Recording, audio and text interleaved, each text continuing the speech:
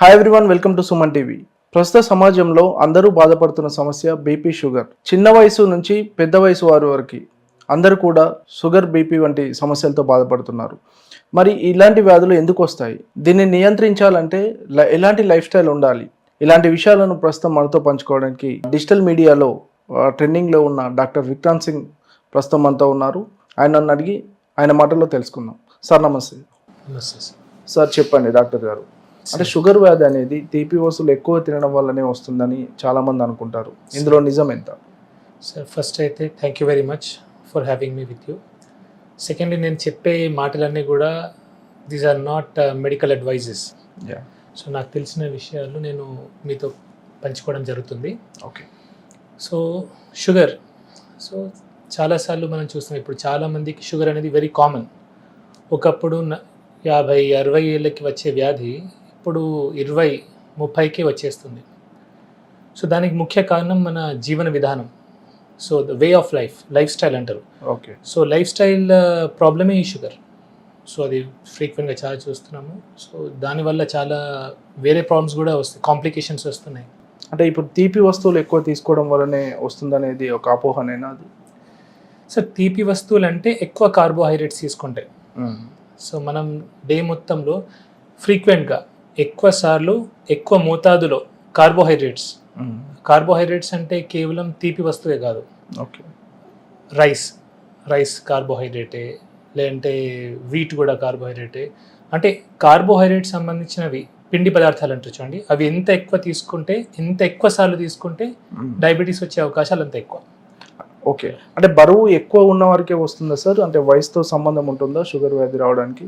Sugar అనేది ఒక metabolic problem sir అది. సో షుగర్ కానివ్వండి, బీపీ కానివ్వండి, ఇవి మెటబాలిక్ డిజార్డర్స్ ఇవి. సో బరువు ఎక్కువ ఉన్న వాళ్ళకి డెఫినెట్లీ ఎక్కువ వచ్చే అవకాశం ఉంటుంది, కానీ బక్కగా ఉన్న కూడా వాళ్ళకు కూడా షుగర్ వచ్చే అవకాశం ఉంది. ఓకే. సో కేవలం బరువు ఉంటేనే వస్తేనే అది లేదు. సో బక్కగా ఉన్న వాళ్ళకి కూడా వస్తుంది, అండ్ చిన్న ఏజ్లో చాలా కామన్గా వస్తుంది ఇప్పుడు ఈ మధ్య కాలం. ఓకే. లైఫ్ స్టైల్, ఇప్పుడు మనం జీవన విధానం అంటే చూడండి, తినే వస్తువులు కానివ్వండి, ఎక్కువ కార్బోహైడ్రేట్స్ తీసుకుంటున్నాం మనం. మార్నింగ్ స్టార్ట్ అయితే నైట్ వరకు మల్టిపుల్ టైమ్స్ తీసుకుంటున్నాం. ఇప్పుడు మనం స్కూల్లో కూడా చూసుకుంటే మనకు పిల్లలకి బ్రేక్ఫాస్ట్ ఉంటుంది, లంచ్కి ముందు ఒక స్నాక్ ఉంటుంది, లంచ్ ఉంటుంది, లంచ్ తర్వాత ఒక స్నాక్ ఉంటుంది, మళ్ళీ ఇంటికి వస్తారు వాళ్ళు, ఇంటికి వచ్చిన తర్వాత ఒక స్నాక్ ఇస్తాం మనం, రాత్రి డిన్నర్ ఉంటుంది, మధ్యలో మల్టిపుల్ టైప్స్ జంక్ తీసుకుంటాం. సో ఈ మల్టిపుల్ టైమ్స్ కార్బోహైడ్రేట్స్ ఎక్కువ మోతాదులో, సో కొంచెం కూడా కంట్రోల్ లేకుండా తినడం వల్ల వస్తుంది. అంటే ప్రాక్టికల్గా డాక్టర్ గారు, మీ దగ్గరకు వచ్చే పేషెంట్స్లో ఏజ్ గ్రూప్ వాళ్ళు ఎక్కువ ఉంటున్నారు, అంటే అసలు సమస్య ఎక్కడ స్టార్ట్ అవుతుంది? సార్ నా దృష్టిలో సమస్య చిన్నప్పుడే స్టార్ట్ అవుతుంది, పుట్టుకతోనే. మనం ఫస్ట్ పిల్లలకి పుట్టగానే ఫోన్లు ఇస్తున్నాం, మొబైల్ ఫోన్ చేతికి ఇచ్చేసి వాడు తినట్లేదని ఫోన్ ఇచ్చేస్తున్నాం. సో ఆ ఫోన్ చూస్తూ వాడు ఎంత తింటున్నా అనేది వాళ్ళకి అర్థమవుతలేదు పిల్లలకి. ఓకే. అండ్ ఇచ్చే పదార్థాలు కూడా ఏమున్నాయండి, ఇన్స్టెంట్ నూడిల్స్ తినిపిస్తున్నాం, చాక్లెట్స్, బిస్కెట్స్, ఐస్ క్రీమ్స్. ఇదేదో మనం ప్రేమ అనుకుంటాం, అది నా దృష్టిలో ప్రేమ కాదు, పగ. మనకు పిల్లలంటే పగ ఉంటేనే మనం ఇట్లా చేస్తాం. ఓకే. సో మన శత్రువుకే మనం ఇట్లా తినిపిస్తాం, కానీ ప్రేమ ఉంటే మనం ఇవన్నీ పెట్టాం సార్ యాక్చువల్లీ. ఓకే. సో ఇలా చిన్నప్పుడు స్టార్ట్ అయిన లైఫ్ స్టైల్ పెరుగుతూ ఇప్పుడు మీరు స్కూల్లో చూడండి, చాలా ఊబకాయం లావైపోయిన పిల్లలు. సో పెరుగుతూ 20 years రాగానే బీపీ, షుగర్ వస్తుంది, 30-40 రాగానే heart stroke, brain strokes, cancers వస్తుంది. సో ఇది ఎక్కడ స్టార్ట్ అవుతుందంటే చిన్నప్పుడే స్టార్ట్ అవుతుంది, కానీ ఇదంతా ప్రాసెస్ అయ్యాయి 20-30కి బీపీ, షుగర్, 30-40కి స్ట్రోక్స్. అట్లా అంటే యూత్కి మెయిన్ కారణము ఈ స్ట్రెస్ వల్ల, జంక్ ఫుడ్స్, ఇవే కారణం అంటారు? స్ట్రెస్ డెఫినెట్లీ ఉంటుంది sir. Stress is one of the major causes. కానీ ఇప్పుడు లైఫ్స్లో మనం కొన్ని అవాయిడ్ చేయొచ్చు, కొన్ని అవాయిడ్ చేయలేము సార్. ఇప్పుడు ఒక సాఫ్ట్వేర్ ఎంప్లాయీ ఉన్నాడు ఫర్ ఎగ్జాంపుల్, ఆయన పని చేయక తప్పదు. ఇప్పుడు మనలాంటి మధ్యతరగతి వాళ్ళు ఉన్నారు, మనం పని చేయక తప్పదు. మనకు అప్పులు ఉంటాయి, ఈఎంఐస్ ఉంటాయి, ఫ్యామిలీ గొడవలు ఉంటాయి, వైఫ్తో ప్రాబ్లం ఉంటాయి. స్ట్రెస్ని మనం తీసేయలేము, అది అన్అవాయిడబుల్. ఓకే. దాన్ని కూడా మెడిటేషన్ ద్వారా, ఇట్లా యోగాసనాల ద్వారా ఏమైనా చేయొచ్చు, కానీ అవాయిడబుల్ ఏముంది? నోరు, మనం ఏం తింటున్నాం ఒకటి, అండ్ ఈవెన్ మెదడులో కూడా ఏం సెండ్ చేస్తున్నాం అది కూడా. సో మెదడులో మనం మెయిన్లీ వెళ్ళేది ఫోన్ ద్వారా. సో ఏం చూస్తున్నాం, మన మెదడుకి ఏం తిండి పెడుతున్నాం ఇంపార్టెంట్, మన నోటి ద్వారా పొట్టకి ఏం తిండి పెడుతున్నాం అది ఇంపార్టెంట్. సో ఇవి రెండు మంచిగా ఉంటే మనం చాలా రోగాలు అవాయిడ్ చేసుకోవచ్చు. ఓకే సార్, ఈ షుగర్ విషయంలో చూసుకున్నట్టయితే చాలామంది ఇన్సులిన్ వాడతారు, కొంతమంది ట్యాబ్లెట్స్ వాడతారు. అంటే ఇన్సులిన్ అంటే చాలామంది భయపడుతూ ఉంటారు. అసలు ఇన్సులిన్ ఒక్కసారి వాడడం మొదలు పెడితే అంటే లైఫ్ టైం వాడాల్సి ఉంటుంది సార్? యాక్చువల్లీ ఒక కాన్సెప్ట్ ఉంది సార్, దాన్ని కీటోజెనిక్ డైట్ అంటారు. ఓకే. ఒక తినే పద్ధతి. కీటోజెనిక్ డైట్లో ఏం చేస్తామంటే మనం కార్బోహైడ్రేట్స్ అవాయిడ్ చేస్తాం, తక్కువ చేస్తాం, మినిమైజ్ చేస్తాం. కొందరికి అవాయిడ్ కూడా చేస్తారు. So high fat, moderate protein, minimal carbohydrates ఇచ్చి కీటోజెనిక్ డైట్ చేస్తాం, కీటోసిస్లోకి తీసుకెళ్తాం. ఓకే. ఎప్పుడైతే మనం కీటోసిస్లోకి తీసుకెళ్తామో ఇన్సులిన్ రెసిస్టెన్స్ అనేది తగ్గుతుంది. ఓకే. సో జనరలీ ఇన్సులిన్ రిపీటెడ్గా ఇన్సులిన్ సిక్రీట్ అవ్వడం వల్లనే ఇన్సులిన్ రెసిస్టెన్స్ వస్తుంది. ఇన్సులిన్ రెసిస్టెన్స్ వల్లనే మనం ఇన్సులిన్ వరకు వెళ్తాం. ఓకే. సో ఇన్సులిన్ రెసిస్టెన్స్ తగ్గించినాం అనుకోండి, మనం ఇన్సులిన్ నుంచి ట్యాబ్లెట్కి వచ్చే అవకాశం ఉంది. కొందరు ఎర్లీ స్టేజెస్లో ట్యాబ్లెట్ బంద్ అయ్యే అవకాశాలు కూడా ఉన్నాయి. సో తగ్గాలంటే ఏం చేయాలి? మనం ఇన్సులిన్ రెసిస్టెన్స్ తగ్గియాలి. ఓకే. సో ఇన్సులిన్ రెసిస్టెన్స్ తగ్గడానికే కీటోజెనిక్ డైట్ అని, మోడిఫైడ్ అట్కిన్స్ డైట్ అని, ఎంసిటీ డైట్స్ అని ఉన్నాయి. These are all well documented. వీటికి కొన్ని సైంటిఫిక్ పేపర్స్ ఉన్నాయి, ర్యాండమైజ్ కంట్రోల్ ట్రయల్స్ కూడా ఉన్నాయి. అంటే ఇన్సులిన్ వాడిన వాళ్ళు మళ్ళీ ట్యాబ్లెట్స్ కూడా మారొచ్చు. యా, అంటే సార్ అది వారి మీద డిపెండ్ అవుతుంది. ఓకే. వాళ్ళ లైఫ్ స్టైల్ మోడిఫై చేస్తే. కేవలం డైట్ ఒకటే అని చెప్పాను. వాళ్ళు డైట్ చేయాలా, ఎక్సర్సైజ్ చేయాలా, ఓకే, స్ట్రెస్ని తగ్గించే ప్రయత్నం చేయాలి. ఓవరాల్ లైఫ్ స్టైల్ని మార్చితే ఆ ఇన్సులిన్ నుంచి ట్యాబ్లెట్ వచ్చిన సందర్భాలు ఉన్నాయి. ఓకే సార్, అంటే ఒకవేళ లైఫ్ స్టైల్ మారిస్తే వాళ్ళ జీవన విధానం మార్చుకుంటే కనుక అంటే షుగర్ని పూర్తిగా కంట్రోల్ చేయవచ్చా? యా, ఎర్లీ స్టేజెస్లో నేను చూశాను సార్. నా దగ్గర కొందరు పేషెంట్స్ ఉన్నారు, ఎర్లీ స్టేజెస్లో అది రివర్సల్ కూడా అయింది. Yeah. So it is life style problem actually. So social మీడియాలో మనం తరచుగా వింటుంటాం డయాబెటీస్ రివర్సల్ అని. అంటే అది చేయొచ్చు అంటారా సార్? రివర్సల్ అయ్యే ఛాన్స్ పాసిబుల్ ఉంది, కానీ ఒకటే, ఇప్పుడు నేను చెప్పాను కదా అని అందరూ కీటోజెనిక్ డైట్ చేయడం వల్ల స్టార్ట్ చేయకూడదు. Okay. It is to be done under A medical supervision. ఒక డాక్టర్, మీ డాక్టర్ ఎవరైతే ఉంటారో మీ డాక్టర్ యొక్క సూపర్విజన్లోనే మీరు చేసుకోవాలా. ఇప్పుడు నేను కాదు, ఏ సోషల్ మీడియా ఇన్ఫ్లుయెన్సర్ చెప్పిండు కదా అని మీరు డైరెక్ట్లీ స్టార్ట్ చేయొద్దు ఇట్లాంటివి. బికాజ్ ప్రాబ్లమ్స్ వచ్చే అవకాశాలు ఉంటాయి. అండ్ డయాబెటీస్లో కూడా టైప్ 1, టైప్ 2 ఉంటుంది. సో టైప్ 2లో వెల్ డాక్యుమెంటెడ్ ఉంది ఇది. సో టైప్ 1 వాళ్ళు కూడా సడన్గా స్టార్ట్ చేయకూడదు. సో టైప్ 2 వాళ్ళు మీ డాక్టర్ యొక్క సూపర్విజన్లో, పర్యవేక్షణలో ఇట్లాంటివి ట్రై చేయొచ్చు. అంటే ఎర్లీ స్టేజెస్లో సార్ ఇది ఎలా గుర్తించవచ్చు? ఒకవేళ గుర్తిస్తే వెంటనే ఎలా చెకప్ చేయించుకోవాలి? సార్ ఎర్లీ స్టేజెస్లో అంటే సిమ్టమ్స్ ఉంటాయి సార్. ఎక్కువ ఆకలి కావడము, దాహం కావడము, కొందరికి తిమ్మిర్లు రావడము, కొందరికి వెయిట్ లాస్ కావడము, multiple ways how you can. So but ఇప్పుడైతే లక్కీలీ స్క్రీనింగ్ చాలా ఎర్లీగా అయిపోతుంది. బ్లడ్ టెస్ట్ చాలా ఫ్రీక్వెంట్గా చేయించుకుంటున్నారు. ఒకప్పుడు లేట్ అయ్యేది, ఇప్పుడు ఎర్లీ స్టేజ్లో టెస్ట్ జరుగుతున్నాయి కాబట్టి ఎర్లీగా తెలిసిపోతుంది. అంటే ఇప్పుడు మనం ఎర్లీగా సార్ మనము షుగర్ కన్ఫర్మ్ అయిన తర్వాత ఫస్ట్ నుంచి కూడా మెడిసిన్స్ వాడుతూనే ఉండాలా? అంటే సార్ అదే చెప్తున్నా కదా sir, if life style modify చేసుకుంటే ఎర్లీ స్టేజెస్లో మనం అవాయిడ్ చేయొచ్చు. డిపెండింగ్ ఆన్ మీ సిచ్యువేషన్ ఎట్లుంది. అది చాలా మంది ఉంటారు వాళ్ళు డైట్ చేయలేరు. నా దగ్గర 2 రకాలుగా వస్తారు సార్. డైట్ చేయలేము సార్, నేను అసలు నాకు వీలు కాదు, మాకు వండడానికి ఎవరు లేరు, నాకు తినకుండా ఉండలేను, అన్నం తినకుండా ఉండలేము. వారు ఖచ్చితంగా టాబ్లెట్ వేసుకోవాల్సిందే, వేరే మార్గం లేదు. కానీ కొందరు ఏంటంటే సార్ నేను ఏమైనా కానీ సార్ నేను టాబ్లెట్ వేసుకోను, నా లైఫ్ ఎండ్ అయిపోతుంది అంటే కొందరు పేషెంట్స్ ఉంటారు, నా లైఫ్ ఎండ్ అయిపోయిందా సార్, నేను ఇప్పుడే షుగర్ టాబ్లెట్ వేసుకోవాలా అని అంటారు. నేను వాళ్ళకి సజెస్ట్ చేస్తాను. సో నేను ఎప్పుడు కూడా నా దగ్గర వచ్చే పేషెంట్స్కి మార్గాలు చూపిస్తాను సార్. సో దే షుడ్, వాళ్ళకి ఒక ఇన్ఫర్మేషన్ ఇస్తాను. అంటే తక్కువ మందులు రాసి మీరు ఎక్కువ లైఫ్ స్టైల్ చేస్తారని విన్నాము. అది ఎంతవరకు సక్సెస్ అవుతుంది సార్? డెఫినెట్లీ సార్, చాలా వరకు బెనిఫిట్ అవుతుంది. ఎందుకంటే సార్ ఇప్పుడు ఏదైతే రూట్ కాజ్, మూలం అనేది మనకు తెలిస్తే ఓకే, మనం 10 మందులు రాయాల్సిన అవసరం లేదు. అలానే నేను మందులు రాయనని కాదు, మందులు రాస్తాను, ఏవైతే చాలా ముఖ్యం ఉంటాయో అవి రాస్తాను. ఎక్సెస్ పిల్ బర్డన్ ఇయ్యను నేను పేషెంట్ మీద, ఎక్కువ టాబ్లెట్స్ వేసేసి 10 గోళీలు అట్లాంటిది 1, 2, 3 అయితే మేజర్ కాజ్ రూట్కి ఉంటాయో. సపోజ్ షుగర్ పేషెంట్ ఉన్నారు, ఇప్పుడు ఇంతకుముందు చెప్పినట్టుగా షుగర్ పేషెంట్ టాబ్లెట్ డైట్ చేయలేనంటే షుగర్ టాబ్లెట్ ఒకటి ఇస్తాను. అండ్ కొందరు heart patient, brain stroke patients ఉంటారు, వాళ్ళకి ఆస్పిరిన్, యాంటీప్లేటెట్స్ అట్లాంటివి ఇస్తాను. ఓకే. అంటే ఇప్పుడు డయాబెటిక్ పేషెంట్స్ రోజువారీ జీవితంలో 3 ఖచ్చితంగా పాటించాల్సిన సూత్రాలు ఏమున్నాయంటే? 3 ఖచ్చితంగా పాటించాల్సిన సూత్రాలు సార్. ఒకటి exercise. Yeah. First very important thing is exercise. ఖచ్చితంగా ఎక్సర్సైజ్ చేయాలా. ఎక్సర్సైజ్ చేస్తే మనకు ఆక్సిడేటివ్ స్ట్రెస్ తగ్గుతుంది బాడీ మీద yeah. And mitochondrial health improve అవుతుంది. ప్రతి సెల్ లోపల మైటోకాండ్రియా అని ఒకటి ఆర్గనెల్ ఉంటుంది. ఎస్. ఇప్పుడు మనకు జనరేటర్ ఎలాగో ఈ ఆఫీస్కి అలాగా సెల్ లోపల ఒక మైటోకాండ్రియా అని ఆర్గనెల్ ఉంటుంది. దాని హెల్త్ బాగుండాలంటే మనం ఖచ్చితంగా ఎక్సర్సైజ్ చేయాలి. ఓకే. సో ఎక్సర్సైజ్ చేయాలి ఒకటి. సెకండ్లీ డైట్ మీద మనం కాన్సన్ట్రేట్ చేయాలా. ఎక్కువ కార్బోహైడ్రేట్స్ తీసుకోకుండా మినిమల్ పెట్టుకోవాలా. యా. ఓకే. అండ్ దాంట్లో కూడా ప్రాసెస్డ్ ఫుడ్స్ అలాంటివి తీసుకోకపోతేనే మంచిది. ఓకే. ప్రాసెస్డ్ ఫుడ్స్ అంటే ఇన్స్టెంట్ నూడిల్స్ కానివ్వండి, బిస్కెట్స్, హోల్ ఫుడ్స్ తీసుకోవాలి. యా. హోల్ ఫుడ్స్ తీసుకుంటే మంచిది. అండ్ ఆఖరికి వీలైనంత వరకు స్ట్రెస్ తగ్గించుకోవాలి. సో మెంటల్ స్ట్రెస్ అనేది ఉండదు సార్. బికాస్ స్ట్రెస్తో కూడా షుగర్ అనేది కంట్రోల్ ఉండదు. ఈ మధ్య సార్ కొంతమంది సెలబ్రిటీలను చూసుకుంటే లావు తగ్గడానికి అంటే షుగర్స్కి ఇవ్వాల్సిన ఇంజెక్షన్స్ కూడా వాడుతున్నారు. దానివల్ల ఇమీడియట్గా కూడా లావు తగ్గుతున్నారు. అంటే ఇది కరెక్టే అంటారా?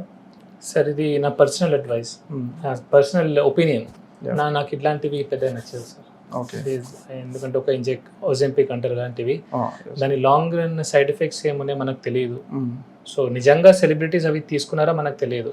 ఓకే. చాలా మంది తీసుకున్నాను అంటారు కానీ తీసుకోరు. వాళ్ళ ప్రమోషన్ కోసం వాళ్ళకి డబ్బులు వస్తాయి. సో జస్ట్ ఫర్ మనీ కొందరు చేయొచ్చు, అట్లా తెలియదు. I'm just saying. సో అలాంటప్పుడు మనం గుడ్డిగా వాటిని చేయకపోతేనే. అంటే ఇలాంటి ఓజెమిక్ ఇంజెక్షన్స్ అంటే షుగర్ పేషెంట్స్ వాడొచ్చు? నేనైతే ఇలాంటి ఇంజెక్షన్ సజెస్ట్ చేయండి సార్. మై పర్సనల్ ఒపీనియన్ ఇది. బికాజ్ నేను అంత స్పెషలిస్ట్ని కాదు ఆ ఫీల్డ్కి సంబంధించి. నేనైతే నా పేషెంట్స్కి కొందరు అడిగారు, నేను I said it is not మంచిది కాదని చెప్పాను సార్, నా ఒపీనియన్లో. అంటే మీరు చూసుకుంటే సార్ టీలో షుగర్ వాడడం, దీనివల్ల షుగర్ అంటే టీలో షుగర్ వేసుకోకపోతే షుగర్ కొంత కంట్రోల్లో ఉంటుందని, ఇవన్నీ నిజమేనా సార్? నిజమే సార్. ఎందుకంటే మనం ఇండియన్స్ యావరేజ్గా మీరు ఎన్ని టీలు తాగుతారు సార్ రోజు? 3 times ఆల్మోస్ట్. 3 times తాగుతారు. 3 times మీరు షుగర్ వేసుకొని తాగుతారు. సపోజ్ 3 times మీరు షుగర్ వేసుకున్నప్పుడు అలా షుగర్ గ్లూకోజ్ స్పైక్ వస్తుంది, ఇన్సులిన్ స్పైక్ వస్తుంది. దానివల్ల ఇన్సులిన్ రెసిస్టెన్స్ వస్తుంది, అదే షుగర్కి దారి తీస్తుంది. సో మీరు 3 పూటలు టీ తాగి దానిలో షుగర్ తీసేయండి. సో 3 times మీరు గ్లూకోజ్ స్పైక్ని అవాయిడ్ చేస్తున్నారు. సో ప్రాబ్లం ఏంటంటే మనం ఎప్పుడైతే టీలో చక్కెర ఇస్తామో సడన్ గ్లూకోజ్ స్పైక్ వచ్చి సడన్ ఫాల్ అవుతుంది. ఓకే. సో అది చాలా డేంజరస్. సో అందుకే ఇన్సులిన్ రెసిస్టెన్స్ వస్తుంది. సో అవాయిడ్ చేస్తే మంచిది. ఇప్పుడు వైట్ రైస్ కూడా పూర్తిగా మానేయాల్సి ఉంటుంది సార్ షుగర్ వచ్చిన వాళ్ళు? సార్ వైట్ రైస్ ఇప్పుడు మనం సౌత్ ఇండియన్ సార్, తెలంగాణ వాళ్ళం, ఆంధ్ర వాళ్ళము, వైట్ రైస్ మనం అలవాటైంది మనకు, కొద్దిగా తీసుకోవాలా. ఓకే. నేనైతే వైట్ రైస్ని బ్రౌన్ రైస్ మీద ప్రిఫర్ చేస్తాను నేను పర్సనల్లీ. ఎందుకంటే బ్రౌన్ రైస్లో ఫైటేట్స్ ఉంటాయి, ఫైటిక్ యాసిడ్ ఉంటుంది, and arsenic toxicity, arsenic levels కూడా కొంచెం ఎక్కువ ఉంటాయి బ్రౌన్ రైస్లో. సో నా దృష్టిలో వైట్ రైసే బెటర్, కానీ తక్కువ తినాలా. అండ్ కొంచెం నెయ్యి వేసుకుంటే ఏమైతే అంటే దాన్ని గ్లూకోజ్ సడన్ స్పైక్ రాదు, స్లో ఉంటారు. అంటే డయాబెటీస్ పేషెంట్స్ బ్రేక్ఫాస్ట్ విషయంలో కానీ, లంచ్ విషయంలో కానీ, డిన్నర్ విషయంలో కానీ ఎలాంటి ఆహార నియమాలు పాటించాలంటారు? అంటే ఖచ్చితంగా ఇలాంటి ప్రోటీన్ కానీ ఇది వాడాలి? Definitely sir. ప్రోటీన్ ప్రతి మీల్లో ప్రోటీన్ ఉండాలి సార్. అది డయాబెటిక్ కానివ్వండి, హైపర్టెన్సివ్ కానివ్వండి, లేదంటే నార్మల్ హ్యూమన్ బీయింగ్స్ కూడా, నార్మల్ వ్యక్తులను కూడా, మనం అందరం కూడా ప్రతి మీల్లో ప్రోటీన్ ఖచ్చితంగా ఉండాలి. అన్ఫార్చునేట్లీ మనం ఇండియన్స్ సఫిషియంట్ ప్రోటీన్ తీసుకోవట్లేదు. కార్బోహైడ్రేట్ ఓవర్లోడ్ ఉంది, వెరీ లెస్ ప్రోటీన్ ఉంది. ఓకే. సో ఈ మెటబాలిక్ డిజార్డర్స్ అన్ని దానివల్లనే, బీపీ, షుగర్ రావడానికి మెయిన్ కారణం అదే. సో నేను నా పేషెంట్కి అడ్వైస్ చేస్తాను ఏంటంటే ప్రతి మీల్లో ప్రోటీన్ ఉంచుకోండి. సపోజ్ వెజిటేరియన్స్ ఉంటే వాళ్ళు పప్పులు తినొచ్చు, డ్రై ఫ్రూట్స్ తినొచ్చు, ఇలాంటివి తినొచ్చు, అండ్ ఫైబర్ కూడా తీసుకోవాలి వాళ్ళు. అండ్ నాన్ వెజిటేరియన్స్ ఉంటే ఎగ్స్ కానివ్వండి, మటన్, చికెన్, ఫిష్ అన్ని ప్రతి మీల్లో కొద్దిగా తీసుకుంటే ఏంటంటే హెల్తీ ఉంటాం మనం. సార్ షుగర్ని మామూలుగా సైలెంట్ కిల్లర్ అంటారు కదా, అంటే తెలియకుండానే బాడీలో ఆర్గాన్స్ చాలా నష్టపడతాం. అంటే మెయిన్గా ఎలాంటి ఆర్గాన్స్ మీద ఎఫెక్ట్ పడుతూ ఉంటాయి సార్? షుగర్ వల్ల డయాబెటిక్ నెఫ్రోపతి, కిడ్నీ పాడవుతుంది, డయాబెటిక్ రెటైనోపతి, కళ్ళు పాడవుతాయి, డయాబెటిక్ న్యూరోపతి, నరాలు పాడవుతాయి, డయాబెటిక్ కార్డియోమయోపతి, గుండె పాడవుతాయి. ఇవన్నీ కావడానికి కారణం ఏంటంటే మన బ్లడ్ లోపల only 4 to 5 grams of sugar ఉండాలి sir at any point of time. So మాకు ప్రతిసారి ఇన్సులిన్ ఎందుకు రిలీజ్ అవుతుంది ప్యాంక్రియాస్ నుంచి అంటే బ్లడ్ లోపల 4 to 5 grams కంటే ఎక్కువ షుగర్ ఉంటే అది చాలా డేంజరస్. అదేం చేస్తే అంటే ఈ రక్త నరాలని డ్యామేజ్ చేస్తాయి, ఇన్ఫ్లమేషన్ అంటారు. సో ఇన్ఫ్లమేషన్ వల్ల ఏమైతే ఎండ్ ఆర్గన్ డిసీజ్ వస్తాయి. ఓకే. సపోజ్ కిడ్నీకి సప్లై చేసే బ్లడ్ వెజల్లో ఏదైనా ఇన్ఫ్లమేషన్ వస్తే కిడ్నీ పాడవుతుంది. బ్రెయిన్కి సప్లై చేసే బ్లడ్ వెజల్లో రక్తనరం లోపల ఇన్ఫ్లమేషన్ వస్తే బ్రెయిన్ స్ట్రోక్ వస్తుంది. ఓకే. గుండె దానికైతే హార్ట్ స్ట్రోక్ వస్తుంది.